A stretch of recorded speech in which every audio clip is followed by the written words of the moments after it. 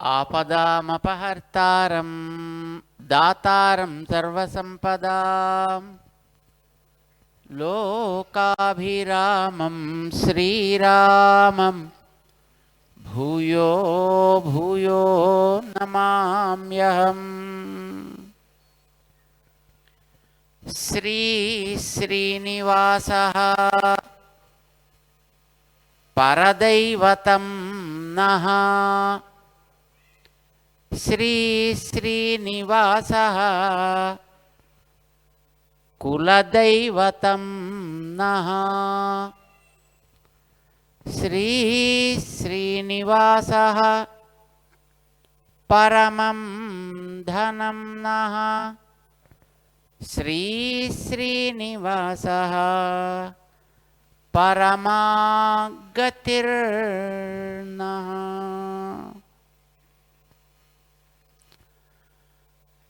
జై శ్రీమన్నారాయణ. ప్రియ భగవద్బంధువులారా, ఎప్పుడెప్పుడు సమయం ఆసన్నమైతే నేను వస్తా ఈ లోకంలోకి, ఎప్పుడూ వస్తూనే ఉంటా. సంభవామి యుగే యుగే అని భగవద్గీతలో భగవంతుడు ప్రతిజ్ఞ చేసినట్టుగా ఈ యుగంలో కూడా, కలియుగంలో కూడా భగవంతుడు వస్తూనే ఉంటాడు. ఏ రూపంలో వస్తాడు?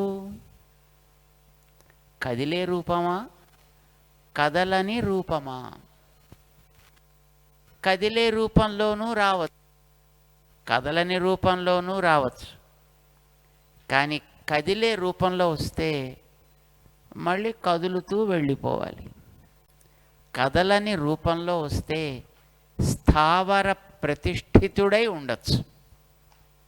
మనం ఏ రూపంలో రావాలని కోరుకుంటాం? కదిలే రూపమా, కదలనిదా?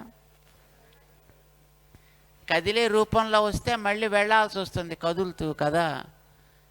మన దగ్గరికి ఒకసారి రావాలి కానీ మళ్ళీ వెళ్ళకూడదు. ఎప్పుడూ మనతో ఉండాలి. అలా ఉండాలని కోరుకున్నారు మన మానేపల్లి కుటుంబ సభ్యులందరూ కలిసి. అందుకోసమనే ఈ యుగంలో కదలకుండా ఉండగలిగేటటువంటి రూపం అర్చా విగ్రహ స్వరూపం కనుక, ఆ రూపంలో కొందరిని ఆధారంగా చేసుకొని మా ప్రసాద్ స్థపతి ఇలాంటి వాళ్ళని కొందరిని కారణం చేసుకొని స్వామి ఇక్కడికి విగ్రహ రూపంలో వచ్చాడు. స్థిర ప్రతిష్ఠితుడై ఇక్కడ ఉన్నాడు ఆయన. మానేపల్లి కుటుంబ సభ్యులు అదృష్టవంతులు. అప్పుడెప్పుడో వసుదేవుడు తపస్సు చేశాడు, నందగోపుడు తపస్సు చేశాడు. రావాలయ్యా నువ్వు, మాకు పిల్లడివి కావాలయ్యా అని వాళ్ళు అడిగారు. వాళ్ళ కోరికలు తీర్చడానికి ఆయన కృష్ణుడిగా వచ్చాడు. ఇరువురి కోరికని ఒక్కసారే తీర్చాడు. వసుదేవుడు దేవకి కోరారు, మా కడుపున పుట్టవాయా. నంద యశోదలు కోరారు, నీ బాల లీలలు చూడాలయ్యా అన్నారు. కరెక్ట్గా ఏది కోరితే చేస్తాడు సుమండి. ఇందాక మన మురళి గారు అన్నారు, మన గోపి గారు కూడా అన్నారు, స్వామి మీరేమైనా కోరి చూడండి ఎలా తీరుస్తాడో చూడండి అన్నారు. అప్పట్లో వాళ్ళు కోరారు, స్వామి మా కడుపున పుట్టవాయా అన్నాడు. వాడు కరెక్ట్గా కడుపున పుట్టాడు. అక్కడ ఉండలేదు, పుట్టాడంతే. పుట్టిన మరుక్షణంలో నేను పుట్టానా లేదా? పుట్టావా, జాతోసి జాతోసి, పుట్టావు, నువ్వు పుట్టావయ్యా, మేము ఒప్పుకుంటున్నాం. అయిపోయింది కదా, మరి ఇంక బయలుదేరండి అన్నాడు. ఎక్కడికి బయలుదేరాలా? పుట్టడం దాకా మీరు కోరారు, పుట్టడం దాకా నేను చేశా. మరి ఇక బాలలీలలు చూడాలని కోరిన వాళ్ళు అక్కడ ఉన్నారా? తీసుకెళ్ళి నన్ను అక్కడ డ్రాప్ చేయండి. వసుదేవుణ్ణి ఆయన సాధనం చేసుకుని నందగోకులానికి చేరాడు. వాళ్ళు పాపం ఏం కోరారంటే, నీ బాలలీలలన్నీ చూడాలయా, పుట్టాలని కోరలే, బాలలీలలు చూడాలయా అన్న. బాలుడిగా అక్కడికి ప్రవేశించాడు. బాలలీలలన్నీ 15వ ఏడు వచ్చేదాకా చూపించాడు. చూశారా లేదా, చూశారా లేదా అంటే, చూసామయా, చాలా సంతోషం వేసిందా, మరైతే ఇంక నేను బయలుదేరి వెళ్తా అన్నాడు. వాడు అడిగింది బాలలీలలే, అంతవరకే చూపించాడు 15వ ఏడు వచ్చేదాకా. ఆ తర్వాత అక్కడి నుంచి నేరుగా బయలుదేరి మళ్ళీ మధురానగరం, మళ్ళీ మిగతా చోట్లకి వెళ్ళిపోయాడు. అక్కడ ఉండలా. కదిలే రూపంలో రమ్మని కోరారు కనుక పుట్టమన్న వాళ్ళ దగ్గర పుట్టాడు, లీలలు చూపించమన్న వాళ్ళ దగ్గర చూపించాడు, ఎవరేది కోరితే వాళ్ళకి అది చేశాడు, మళ్ళీ వెళ్ళిపోయాడు ఆయన. కదిలే రూపంలో వస్తే ప్రాబ్లం అది. అయ్యో మా దగ్గర ఉండవయా అని అడిగారు. కానీ మరి కదిలే రూపంలో వచ్చినప్పుడు చాలా రిక్వెస్ట్లు ఉంటాయి కదా, మనందరికీ రిక్వెస్ట్ ఉంటుంది కదండి, మా ఇంటికి రారా మా ఇంటికి అని అడుగుతారు. ఎంతమంది అడుగుతారు మీలో ఆయన వస్తానంటే? చూడండి, ఇంతమందికి మన ఇంటికి రావాలని ఉంటుంది. ఎవరెవరికో వాళ్ళ కోరికలకి తగ్గట్టుగా రావాలి మా దగ్గరికి అని అనిపిస్తుంది. అలా అనిపించి వాళ్ళు కోరితే మళ్ళీ అక్కడికి వెళ్ళాల్సి వస్తుంది. అందుకే కృష్ణుడై పుట్టినప్పుడు జైల్లో పుట్టాడు, గోకులానికి పోయాడు, మధురాకు వచ్చాడు, ద్వారకకి వెళ్ళాడు, అన్ని చోట్ల తిరుగుతూ ఉన్నాడు. చివరికి అవతారం చాలించి మళ్ళీ తన స్థానానికి వెళ్ళిపోయాడు. కానీ ఈసారి నువ్వు అలా రావడానికి వీల్లేదా, మా దగ్గరికి వస్తే ఇక్కడే ఉండాలంతే, మాతో పాటు మా వాళ్ళందరికీ నువ్వు దయ చూపిస్తూ ఉండాలి అని మన మానేపల్లి వారు కోరుకున్నారు.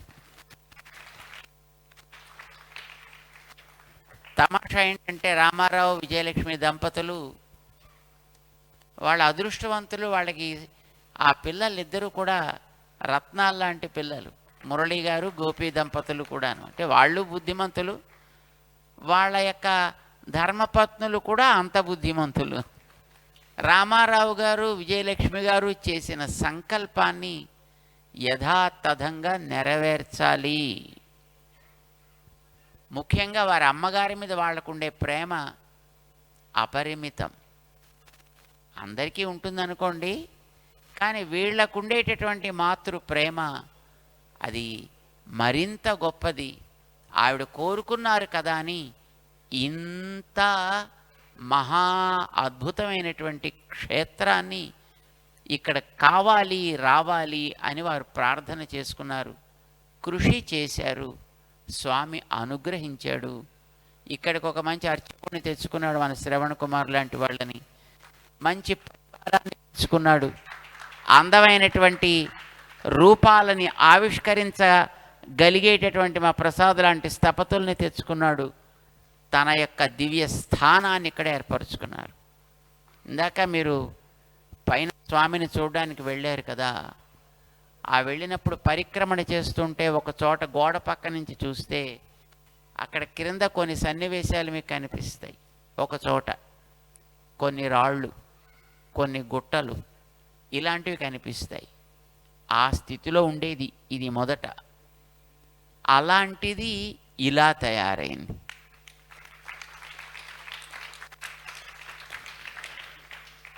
పరాశరుడనే మహానుభావుడు చెప్పాడు, బృందావనం భగవతా కృష్ణేన అక్లిష్టకర్మణ శుభేన మనసాధ్యాతం గవాం వృద్ధిం అభీప్సత. ఆయన తన మనస్సులో అద్భుతమైనటువంటి ఒక సంకల్పం చేశాడట భగవంతుడు. ఏమని? ఒక బృందావనాన్ని చూశాడు. బృందా అంటే పల్లేరుకాయలు అని అర్థం అండి. పల్లేరుకాయలు తెలుసును కదా, ఏమవుతాయి? నడిస్తే గుచ్చుకుంటాయి. అలాంటి పల్లేరు కాయలు నిండినటువంటి వనాన్ని చూచాడు ఆయన. ఎవరో వాడుకునేదైతే వాళ్ళని ఇబ్బంది పెట్టాల్సి వస్తుంది కదా, ఎవరు వాడకుండా వదిలేసినటువంటి జాగా అయితే దాన్ని మనం ఏదైనా చేస్తే బాగుంటుంది అని భగవంతుడు సంకల్పించుకుని, తన సంకల్పానికి లోటంటూ ఉండదు కనుక ఆయన ఇక్కడంతా కూడా మంచి గో సంచారము జరిగే అద్భుతమైనటువంటి క్షేత్రమగుగాక అని అనుకున్నట్టండి. అంతే, ఎక్కడికక్కడ అందమైనటువంటి సన్నివేశాలతో దృశ్యాలతో అద్భుతమైనటువంటి క్షేత్రం ఏర్పడింది. ఇక్కడ మన శ్రీనివాసుడు అలాంటి సంకల్పం చేసి ఉంటాడు. అది మానేపల్లి వారి యొక్క కుటుంబ సభ్యులలో చేరి చేసి ఉంటాడు. మన రామారావు గారి హృదయంలో చేరి ఆయన సంకల్పం చేసి ఉంటాడు.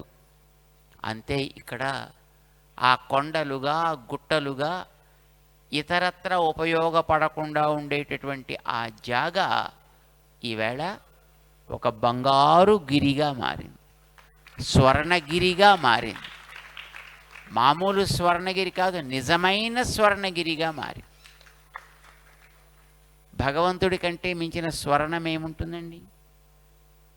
లౌకికమైనటువంటి స్వర్ణం అయితే అది కరిగిపోయే అవకాశం ఉంది, రూపుమారే అవకాశం ఉంది, దొంగల బారిన పడే అవకాశం ఉంది.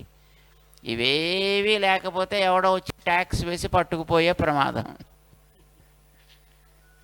కానీ ఈ బంగారాన్ని ఎవడు ఏమీ చెయ్యలేడు. అట్లాంటి బంగారాన్ని తమది చేసుకున్నారు మానేపల్లి వారు. వారికి ఏదో సహజమైనటువంటి బంగారు బిజినెస్ ఉంది, కానీ ఆ బిజినెస్ని కూడా పక్కన పెట్టి అసలు బంగారంతో ఈవేళ మనం సేవలు చేయాలి అని అనుకున్నారు. అసలు బంగారాన్ని పట్టుకున్నారు.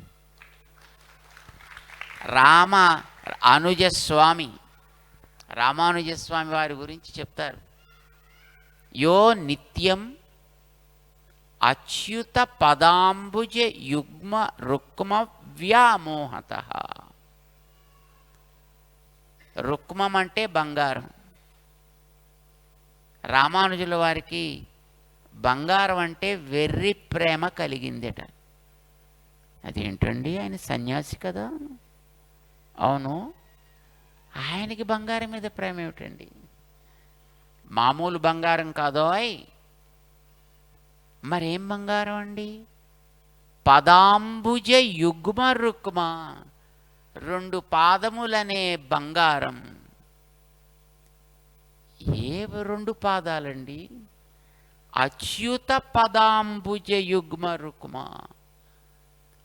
మన ఒకసారి పట్టుకుంటే మనని వదలనివాడు, మనని పట్టుకుంటే అక్కడి నుంచి మనని జారనివ్వనివాడు అచ్యుతుడు అని పేరు. అలాంటి అచ్యుతుడనేటటువంటి భగవత్తత్వం పాదములనే బంగారం. ఇదే రోజు అదే, రోజు అదే, రోజు అదే యావటండి. బంగారం మీద పిచ్చున్నవాడు చూడండి, వాడు పగలు రాత్రి ఇలా తేడా లేకుండా ఎప్పుడు దాన్నే తలుచుకుంటున్నట్టుగా ఈ అచ్యుత పద పద్మములనే బంగారాన్ని నిత్యము తలుచుకుంటూ దాని మీద వెర్రి ప్రేమ కలిగి ఏం చేశారట? తదితరాణి తృణాయ మేనే, వేరైన వాటన్నిటినీ కూడా గడ్డి పరకలాగా పక్కకి తీసివేశారట. అది మన రామానుజుల వారి దగ్గర విన్నాం. వారికి అలాంటి వ్యామోహం ఉండేదని. మా మానేపల్లి వారికి బంగారపు వ్యాపారం అట్లా ఉండేది. కానీ ఈ మధ్యన వారు గొప్ప బంగారాన్ని పట్టుకున్నారు, అసలు బంగారాన్ని పట్టుకున్నారు.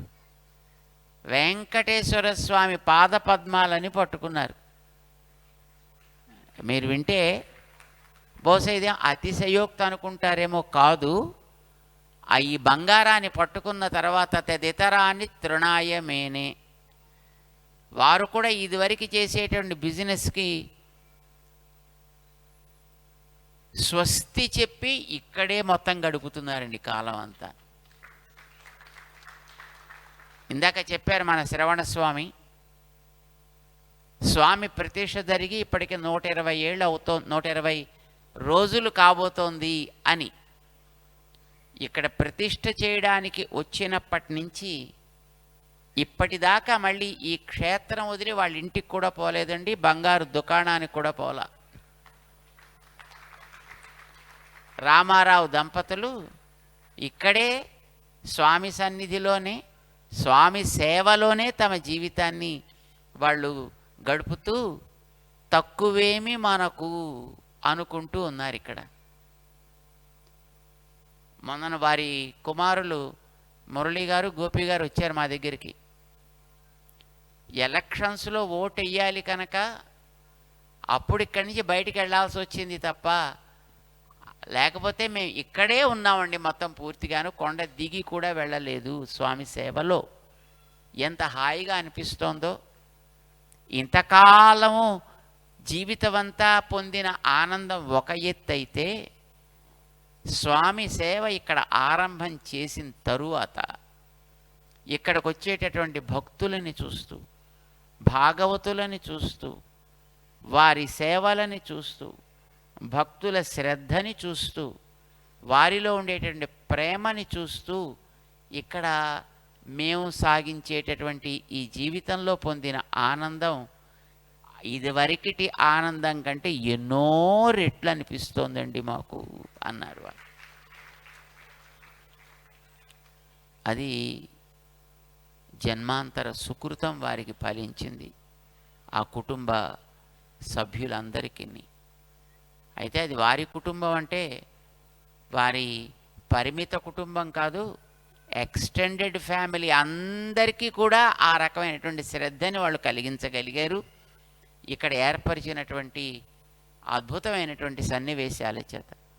అటు పక్కన జల నారాయణుడేమిటి, ఆ ఎత్తైన స్తంభం మీద కనిపించే అందమైన గరుడుడేమిటి, వారికి ఆవల ప్రక్కన కనిపించేటటువంటి పెద్ద హనుమంతుడేమిటి, లోపల ఉండేటటువంటి శ్రీమూర్తులు ఇందాక మా డాక్టర్ రంగరామానుజాచార్య స్వామి వారు చెప్పినట్టుగా ఆ గర్భాలయంలో నిలిచి ఉండేటటువంటి అద్భుతమైనటువంటి ఆ ఆకారాన్ని చూస్తే అలా చూస్తూ ఉండాలనిపించే అంత అందం, మిలమిల మెరిసే నేత్రాలు, అందమైనటువంటి సౌందర్యం, ఆ స్వామి యొక్క అద్భుతమైనటువంటి ఆ తిరుమేనిని అట్లా చూస్తూ ఉండాలనిపించేంత అందంగా ఆయన ఇక్కడ వేంచేసి ఉన్నాడు.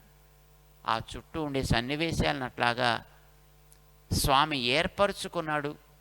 దానికి మానేపల్లి కుటుంబ సభ్యులని సాధనాలుగా చేసుకున్నాడు.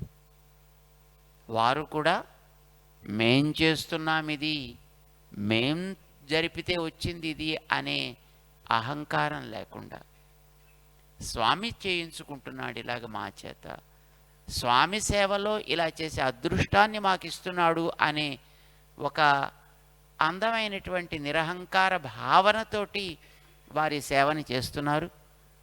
మేము అడిగాం వారిని, ఏమండి ఎంత ఖర్చు పెట్టారండి అని. అంటే ఏదో కొంతవరకు లెక్కలు పెట్టామండి, మేము అనుకున్నాం ఇలా అవుతుంది అని. సరే ఆరంభం చేసాం, కొంతవరకు లెక్క పెట్టగలిగాం, ఇంకా తర్వాత లెక్క పెట్ట మానేసామండి అన్నారు.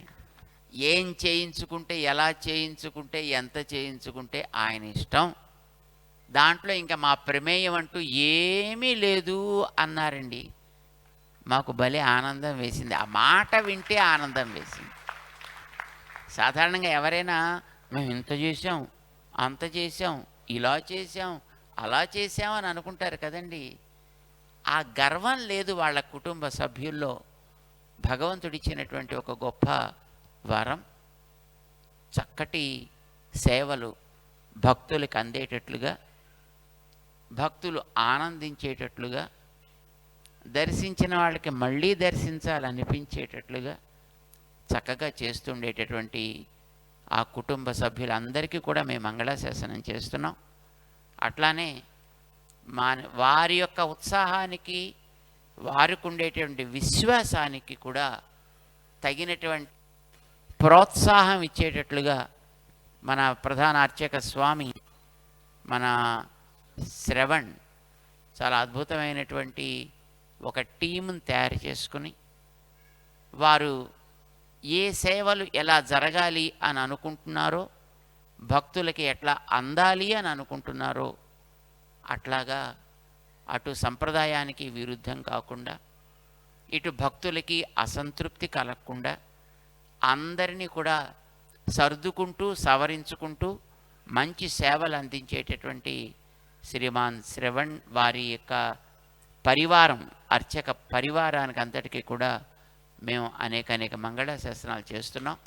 వారు ఇందాక చెప్పారు మన శ్రీమాన్ మానేపల్లి రామారావు గారు, ఈ అద్భుతమైనటువంటి క్షేత్రాన్ని ఇంతవరకు స్వామి చేయించుకున్నాడు. కానీ ఇప్పుడు జరిగేటువంటి ఈ సేవలు దినదిన వర్ధమానమవుతూ ఉండాలి. అంతేకాకుండా నిరాటంకంగా కూడా సాగుతూ ఉండాలి. దానికి ఏదైనా ఒక మార్గం మనం ఏర్పాటు చేసుకుంటే బాగుంటుంది అనే ఒక సత్సంకల్పంతో మన పెదజీయర్ స్వామి వారి యొక్క అనుగ్రహంతో ఆరంభమై సంప్రదాయాన్ని ఉత్తర దక్షిణ అనే తేడా లేకుండా అందరికీ అందించినటువంటి మన శ్రీమద్ ఉభయ వేదాంత ఆచార్య పీఠము అనేటటువంటి మన సంస్థతోటి దీన్ని జోడించి ఆ మార్గ దర్శనంలో దీన్ని జరపాలి. ఉభయ వేదాంతాచార్య పీఠపు నేతృత్వంలో దీన్ని మనం సంప్రదాయానికి విరుద్ధం కాకుండా చేయాల్సినటువంటి సేవలకి, నియమాలకి, నిష్ఠకి ఏ రకమైనటువంటి మినహాయింపులు ఇవ్వకుండా, కాంప్రమైజ్ కాకుండా దీన్ని సవ్యంగా మనం నడిపించాలి. భగవంతుడి యొక్క ముఖ వికాస మనకి ప్రధానము. భగవంతుడు అందించినటువంటి శాస్త్ర మర్యాదలు అతిక్రమించకుండా ఉండడం మనకి ప్రధానము. ఎవరి మెప్పు కోసమనో, ఎవరి కోసమనో మనం జరపడం కాకూడదు. ఇది నియమబద్ధంగా జరగాలి. దానికి ఏది అవసరమైతే, ఎలా అవసరమైతే దాన్ని చేయడానికి మేమందరం కూడా కటిబద్ధులమై ఉన్నాము. మేమందరం అదే పద్ధతిలో నడుస్తాము, నడిపిస్తాం కూడా అని వారు మంచి సంకల్పం. మేము ఇక్కడ ప్రతిష్టా కార్యక్రమానికి వచ్చినప్పుడే ఒక రాత్రిపూట వచ్చారు. అయ్యా ఇలా చెయ్యాలంటే ఎలా చెయ్యాలి అని దానికోసం ఒక డేటా తీసుకుని దాన్ని ప్రయారిటైజ్ చేసుకుని ఏది ముందు చేయాలి, ఏది తర్వాత చేయాలి, ఏది ఆ తర్వాత చేయాలి, ఎలా చేయాలి, ఇదంతా కూడా ఒక పద్ధతిని ఏర్పాటు చేసుకుని ఆ పద్ధతి ప్రకారమే మనం దీన్ని ముందుకు జరపాలి తప్ప ఎవరి కోసమో ఎవరినో మెప్పించడం కోసం మనం అల్టిమేట్లీ దీనికి యజమాని అయినటువంటి స్వామి శ్రీనివాసుడు ఆయన. మేము అనుకుంటాం ఇంతకాలము వారు చేసినటువంటి ఆ వ్యాపారం ఈ వెంకటేశ్వరుడికి చేసుకునేటటువంటి సేవల వల్ల పవిత్రమైపోయింది. మనందరికీ తెలుసును, గవర్నమెంట్ వాళ్ళు ధార్మికంగా జరిగే వాటి కొన్ని మినహాయింపులు ఇస్తుంటారు. ట్యాక్స్ ఎగ్జంప్షన్ అని అంటుంటారండి. విన్నారా ఎప్పుడైనా? ట్యాక్స్ ఎగ్జంప్షన్, ఏటీజీ అని ఇంకోటని ఏవో ఉంటాయి. అంటే దాంట్లో నువ్వు ఇంత రూపాయలు ఖర్చు పెడితే ఒక మంచి కార్యం కోసం నీకు ట్యాక్స్ పడకుండా మేము ఇంత మినహాయింపు ఇస్తాము అని ఇలా ఇస్తుంటారండి. సామాన్యంగా అలాంటి సేవలు, అలాంటి ఖర్చులు ఎలా ఉండాలి అనేది వాళ్ళు కొన్ని డిక్టేట్ చేస్తారు. అయితే ఇందులో డిపార్ట్మెంట్ వాళ్ళకి కొన్ని నియమాలు ఉన్నాయి. కొన్ని రకాల సేవలు చేస్తే మీరు 100 రూపాయలు ఖర్చు పెడితే గతంలో మీకుండేటటువంటి ఇతరత్రా మీరు సంపాదించుకునే మరో 100 రూపాయలకు కూడా మేము మినహాయింపిస్తూ ఉంటాం. అంటే 200% డిడక్టబిలిటీ, 130% డిడక్టబిలిటీ అని ఇలా ఒకటి ఉందండి ఇన్కమ్ ట్యాక్స్ వాళ్ళకి. ఏదో రూరల్ డెవలప్మెంట్ యాక్టివిటీస్ చేస్తే మీరు 100 ఖర్చు పెడితే ఈ 100కే కాకుండా ఇంకొక 30 రూపాయలకు కూడా మేము మీకు డిడక్ట్ చేస్తాం ట్యాక్స్ ఎక్స్ట్రా. ఇప్పుడు ఈవేళ మన మానేపల్లి కుటుంబ సభ్యులు ఈవేళ చేసినటువంటి స్వర్ణగిరి యొక్క కైంకర్య ప్రభావం చేత, దేవుడికి ఇక్కడ జరిపే సేవల చేత, ఇప్పుడు ఇక్కడ ఖర్చు పెట్టేదానికి డిడక్టబిలిటీ కాకుండా ఇంతవరకు మీరు చేసిన వ్యాపారానికి అంతటికీ మొత్తం డిడక్టబిలిటీ. ఆయన వెంకటేశ్వర స్వామి అనుగ్రహిస్తాడన్నమాట. అంత ప్రేమతోటి అంత శ్రద్ధతోటి చేసేటటువంటి మీ సేవ మరింత బాగా జరిగేటట్లుగా స్వామి అనుగ్రహించాలి. దానికి తగ్గ సంపదలు మరింతగా మీకు పెంచాలి. అవి మరింత మంచి సేవలు జరిగేటట్టుగా స్వామి ఆశీర్వదించాలి.